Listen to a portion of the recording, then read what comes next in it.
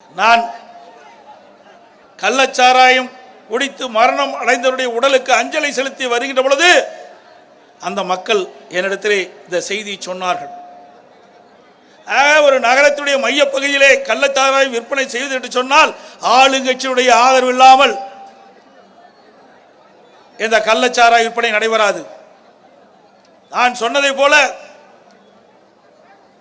இன்றைக்கு காவல்துறை காவல் நிலையத்திற்கு அருகாவிலேயே இந்த கள்ளச்சாராய விற்பனை நடைபெறும் என்று சொன்னால்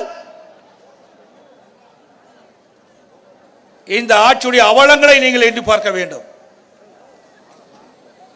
இன்றைக்கு இந்த ஆட்சியாளர்கள் அடாவடித்தனம், ஏழை எளிய ஒடுக்கப்பட்ட தாழ்த்தப்பட்ட மக்களை துச்சமென மதிக்கின்ற அரசாங்கம் இந்த அரசாங்கம்.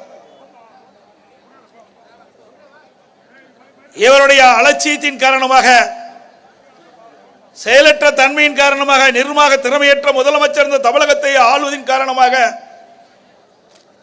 இன்றைய தினம் கள்ளக்குறிச்சி நகரத்திலே கள்ளச்சாராயம் குடித்து சுமார் 58 பேர் மரணம் அடைந்ததாக அரசு சொல்கிறது.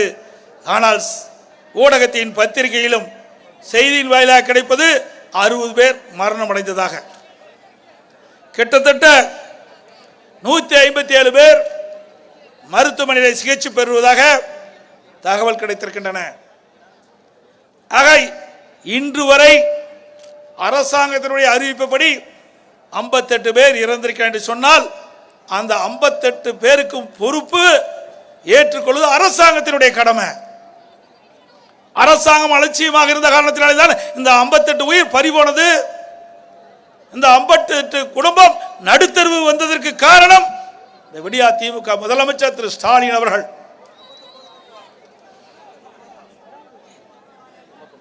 தினந்தோறும் நாள்தோறும் சிகிச்சை பெற்று வருவர்கள் இறந்து கொண்டே இருக்கின்றார்கள். இப்பொழுது கூட கீழே இருந்து செய்தி சொல்கிறார்கள், மேலும் ஒருவர் இறந்து விட்டார், இப்பொழுது 59 ஆகிவிட்டது என்று சொல்கிறார். அதே அரசாங்க அறிவிப்புப்படி நான் இங்கே பேசிக் கொண்டிருக்கின்றேன். இதை எண்ணி பார்க்க வேண்டும். இன்னைக்கு விடியா திமுக முதலமைச்சர் அடக்குமுறையை கையாளுகிறார். இப்படி பாதிக்கப்பட்ட தாழ்த்தப்பட்ட மக்களுக்கு நீதி கிடைக்க வேண்டும் என்பதற்காக அனைத்து இந்திய அண்ணா திராவிட முன்னேற்ற கழகத்தின் சார்பாக அனைத்து மாவட்ட தலைவர்களும் ஆர்ப்பாட்டம் நடைபெறும் என்று அறிவிக்கப்பட்டு ஆர்ப்பாட்டத்தை நடத்துவதற்கு இன்றைக்கு இடையூறு செய்து கொண்டிருக்கின்றார்கள். செய்திகளை உடனுக்குடனும் துல்லியமாகவும் தெரிந்து கொள்ள சப்ஸ்கிரைப் பண்ணுங்க.